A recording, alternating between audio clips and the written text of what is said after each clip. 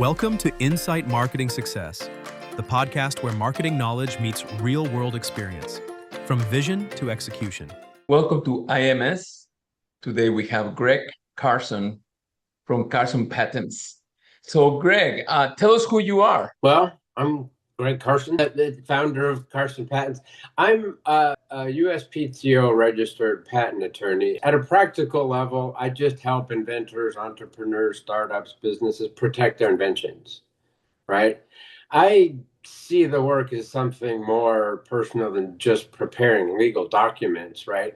Inventors bring me something that may have existed only in their heads for a long time, and I help them understand it, define it, determine whether it can become a protected asset. My role is just kind of to bring clarity to the process.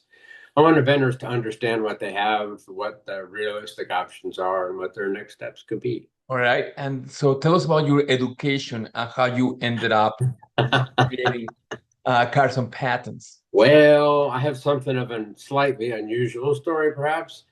I started off with a bachelor's in biomedical engineering as one of the first clinical engineers with the Air Force back in 1986. They later sent me to get a master's in biomedical engineering, and I worked in the Air Force for 13 or so years until my left arm was injured, building hospitals and leading new technology projects. We were instrumental in the creation of digital radiology. In fact, my master's thesis is some software connected to that. I actually retired from building hospitals, tech projects, and all that sort of stuff in late 40s, and almost immediately figured out I'm going to need something to do when I grow up.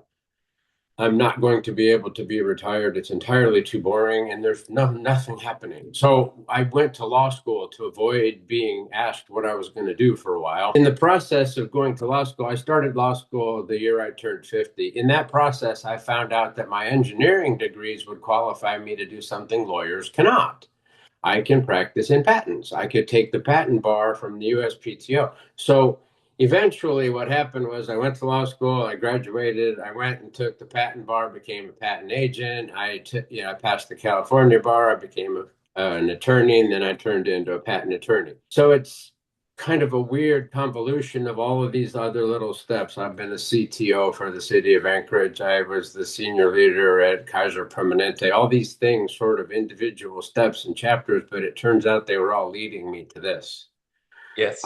I get to stay home, talk to crazy people about new things that others haven't. So it's wonderful. I learn stuff constantly now. Awesome. So tell us about the journey of you deciding to create Carson Patents, and how do you start getting the word out and branding yourself? Branding and marketing for a patent law firm is the impossible challenge, because there's nothing that inventors have in common to profile them other than they thought of something new. They thought about something different than the rest of us did. There's nothing else they have in common. So what we found out real quickly is the only real way to find people, since we can't actively go looking anyway, our lawyers would be called ambulance chasers if I go asking you if I can help you with work. We built a website and started offering information on how to go about doing it, trying to explain the process. The process of applying for a patent is notoriously complicated. There's a lot to it. So eventually, most inventors find that their 1 in 600,000 shot of working this out on their own is going to require some help. They go looking for help. All we really did was identify ourselves as the ability to provide that help, and then we wait for people to find us. We've tried ads. We've tried all the things. None of them have ever produced a single client. Oh, okay. So then what has been the biggest source for clients when you're trying to answer those calls? So how do you create your funnel? I mean, I understand the approach, but yeah, our website, people go to our website, they click on schedule a link, schedule an appointment, and we talk to them. Okay. There's the funnel. There is nothing else to it. All right. Very good. Okay. So tell us about a marketing tactic in which you invested, and when you expected to receive this much, you received this much, where you learned something. Okay. The easiest and most glaring example is you go ahead and shoot for playing with Google, right? I mean, I realize they're not a search engine, but they are, in fact, very common for places for people to go get answers to questions because they used to be a search engine. So we went to Google Ads and ponied up $5,000 a month in ad space, looking for ads targeted specifically at patent and patent attorney and patent lawyer, right? Those three phrases and we went months and months. We got many trademark consults clicked through. Once we paid $310.12 for somebody to be displayed at our website when they searched for Carson Patent. Never once did anything from that ad at nearly probably $30,000, 6 months worth of.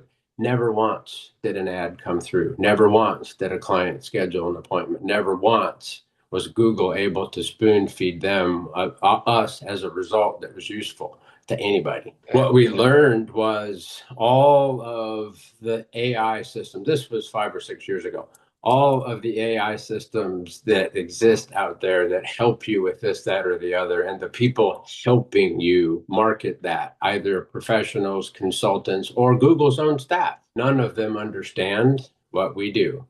And none of them are prepared to realize there's no way to profile these people other than they thought of something different than you did. This seems to be an exclusionary thing. What we learned sort of unequivocally is hiring somebody, working with somebody to help us with marketing and everything is a complete waste of our time. We spend all of our time educating them on what we do, and then they never grasp it because they're good at doing one kind of appearance or one kind of ad. And it's pretty, but nobody cares. Okay. All right. How do you approach storytelling in your brand communication? Storytelling, one of those things that in our particular case is important. Every invention actually has a story, right? Somebody knows the problem, they became dissatisfied or figured out a way to that all of the existing things weren't good and they found a better way. It comes down to the human story and the story that comes behind the things that's important, right? I want people to understand why the invention matters, who it helps, and what compelled the inventor to create it. That's how we tie the pieces together. So I guess the storytelling from our viewpoint is just be honest, right? Just give people the answers to the questions, whether they like them or not. Here's the truth. Here's what it is.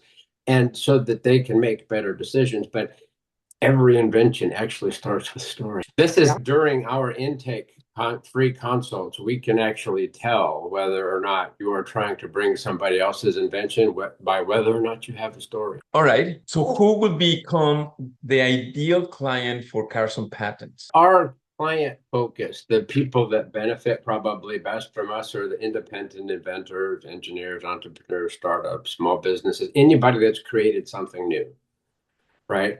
We have a tendency to stray away from the bigger the company, the less likely we are to be wanting to help you because you're going to want to try to direct how we do this. And that's not helpful. It's helpful if you focus on your invention and your creation and you let us focus on the process of working through the details for you. But it's generally the smaller, I would say the vast majority of the clients we take are first-time inventors, honestly. Okay, awesome. First-time inventors. Okay, I'll keep that in mind as we move forward. We also offer discounts to veterans and women, so we have a tendency to have more of them as well. Okay. All right, good. Well, let's talk about the character of Greg Carson here. Okay. Let's imagine when you go to one of those restaurants where it has those booths and you cannot really see the people in front of you or the people behind you. You are with somebody and you hear familiar voices behind you and then you hear your name and you realize it's your 2 or 3 best friends and they start talking about you.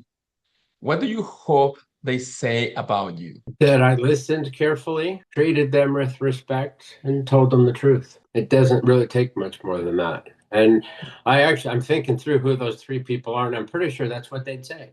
Okay. All right. You can tell which ones are your real friends. They'll defend your name even when you're not in the room. All right, let's talk about life for a minute. You know that life is usually good, but at times you can get a curve either in your professional life or your personal life. How do you stay grounded? So, right before this started, we mentioned that I had worked on making the fancy background to match, and we weren't able to make that work. And one of the things that I had spent some time attending to is, what quote am I going to say? This actually relates to the quote that I chose.